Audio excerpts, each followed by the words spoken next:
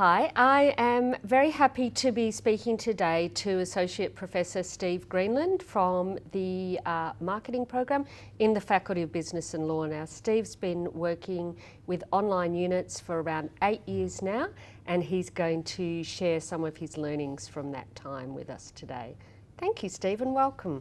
Thanks, Liz. It's good to be here. When I was driving in today, I was just trying to think about what might be useful to talk to maybe conveners and lecturers who are perhaps new to online education. And there's so much to talk about. I had to sort of try and whittle it down. So I tried to come up with kind of 5 top tips for people who are maybe starting to prepare units to deliver in the online space. So for what it's worth, my top 5 tips. The first one is complement other delivery modes, don't confuse. So what I mean by this, most lecturers are taking a unit that's already being delivered in the on-campus environment and trying to adapt it to the online space. So my advice would be, don't reinvent the wheel. Presumably the learning materials and the content and the activities are working already. But of course you do need to adapt them to the online environment. The danger is if a lecturer starts tweaking the content and the design too much, you'll end up with completely different units in the online, the on-campus, or indeed the blended space. And that means that you gain no economies of scale. The last thing that you want to have is different assignments, different exercises on the different delivery modes. It means that the lecturer's time is just going to be swamped with writing different marking rubrics, different exams, etc., etc. So that's one of the golden rules, I would say, is use it to complement but not confuse the other delivery modes. Because what you'll find, a real positive thing about online teaching, is the materials that you develop in the online space can then be used in the on-campus environment as well, and it often actually improves the quality of your learning resources and materials there. So that's tip number 1. I guess that another thing to remember, and people who are new to the online teaching maybe won't realise this, and that's the amount of time that you do need for the preliminary preparation of the materials. You can't just expect to just lift all the learning materials from the on-campus Blackboard site and think it's going to transfer into the online space. So some examples of where the preparation is required. Most lecturers and teachers would be using PowerPoints. So it's perfectly acceptable to have PowerPoints in the online learning materials, but you're going to have to provide notes pages for each of the PowerPoint slides. And if you've got a lecture that's maybe an hour or an hour and a half long, it's going to take you probably a little bit longer than that to provide the notes on those notes pages. So don't underestimate the amount of time that preliminary preparation to get your online learning materials. Is that fairly clear? Absolutely, and I would say that some of that preparatory work would be, reusable the next time you're putting the unit up.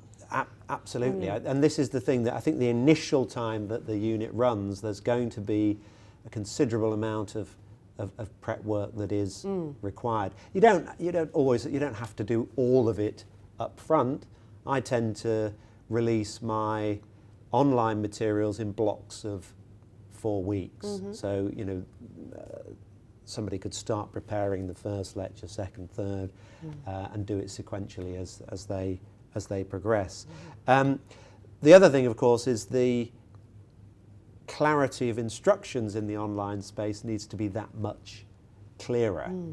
That the students are not necessarily going to have the benefit of you being in class running through what exactly is required. So you may need to develop clearer assignment instructions and or develop podcasts. And that's a useful practice that I've found, is maybe for each of those lectures, and certainly for the main assignments, just have maybe a 5 or 10 minute podcast, just an audio recording of what you're covering in each week's lecture, and of course the specific requirements of the assignments and the assessment. Of course, you can use Blackboard and the discussion boards for further queries that the students may have. So that's top tip 2. Top tip 3, flexibility. Think about your students. Who are online students? How do they differ from the on-campus? What do you think, Liz? I would say that a lot of them are time poor, which is why they're studying online. I'd say that you'd have a greater mix. And why are they time poor? A lot of them would be working full time. Some of them would have families.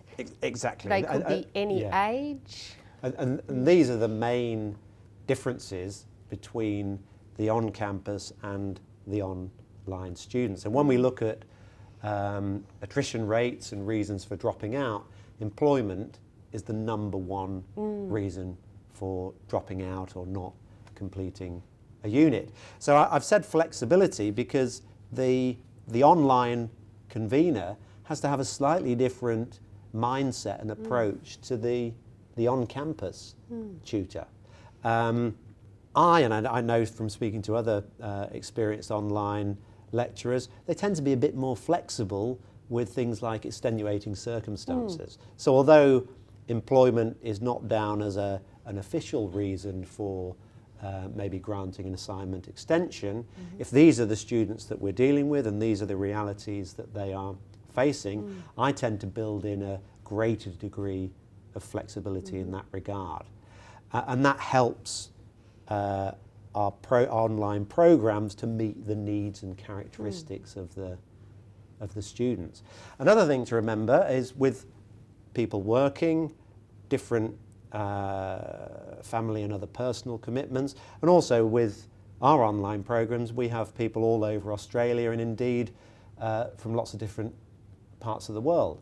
So another aspect of flexibility I would recommend is try and have your lesson activities and interaction, design them so that they're asynchronous. So I tend not to do things like have live chats and live discussions, because if you have those in your unit design, you're automatically excluding quite a significant proportion of your learners. So flexibility is sort of top tip number 3. And I think you'll find with most class activities that asynchronous design allows people to contribute, engage and participate at times when they're convenient and when they're actually able to. If you do have live chat and synchronous elements, you must make sure that you record those and that you provide those recordings or transcripts to the students who are not able to attend.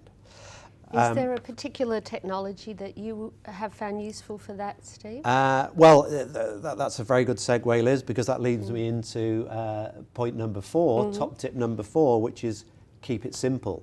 I would, particularly for people who are new to the online teaching environment, and particularly for introductory units, so students who may be studying online for the first time, it's really important to keep the technology as simple as possible. So I would tend to use, for those particular scenarios, I would just use the most basic discussion, text-based discussion threads. You can use things like Illuminate and audio live chats, video live chats. You're asking for trouble. You'll find that, I mean, you know this from your own experiences, your own home internet will occasionally go down. Your computer might start playing up. The simpler the technology and the approaches that you're using, the more inclusive your unit is going to be. I've experimented with all these different techniques. Maybe with a smaller, more experienced class, I might use some of the other techniques, but generally I just use the asynchronous discussion-based text. Because it goes back to those other principles you were talking about simplicity and flexibility and remembering all those additional things that these people are, you know, and you can scaffold, balancing. You can scaffold the learning and students' online skills, but certainly at the outset, don't start doing things like having assessed online video presentations in your intro unit, because again, that's asking for trouble. People may not have the software or the technology on their computers. They may not have, depending on what part of Australia or the world they're from, they might have some restrictions on internet speeds. And let's face it, in Australia we don't have the world's fastest, do we? High-speed broadband, yes. do we? So yeah, keep it simple. And I think that the final one today, top tip 5, is manage expectations from the outset. You want your students to do all their communication with you through Blackboard. So you need to clearly state that up front. And the reason you do that is for 99% of the questions that they ask, the answers will be relevant to the whole class. So you need to start that from the outset. Don't start responding to emails that people send you. You just say, that's a great question, it'll be relevant to the rest of the class. Please post that to the appropriate discussion thread on Blackboard. You also save yourself a lot of time not having to tell each individual student that particular message. And again, this is where I think when you are teaching in the online space, you've got to think about smart teaching. If you don't adopt kind of smart teaching approaches, you'll end up your time just being sucked in, and you could literally spend hours every day servicing a particular unit. So at the outset, what I'll usually do is I'll say, right, you must use Blackboard for communicating with me. I will be checking the Blackboard site on a Tuesday and a Thursday. I'll usually be checking it most days of the week, but I'll tell the students definitely a Tuesday and a Thursday. I don't do weekends and I don't do public holidays. You're just managing the expectations. If you don't manage expectations, you may get people who say, oh, you haven't responded to my email and I posted it 3 hours ago. Yep. So again, managing expectations from the outset is extremely important. I would also say that when you do go in, and I tend to go in probably most days, leave some footprints.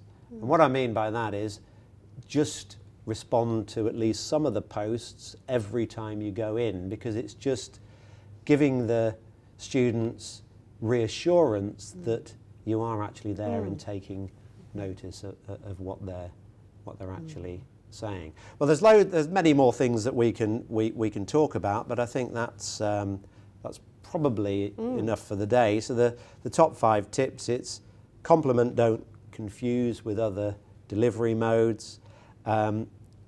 Allocate adequate time for preparation, particularly the first online delivery of the unit.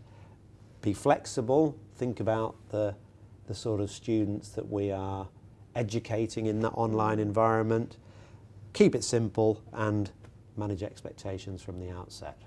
Brilliant. Thank you so much, Steve.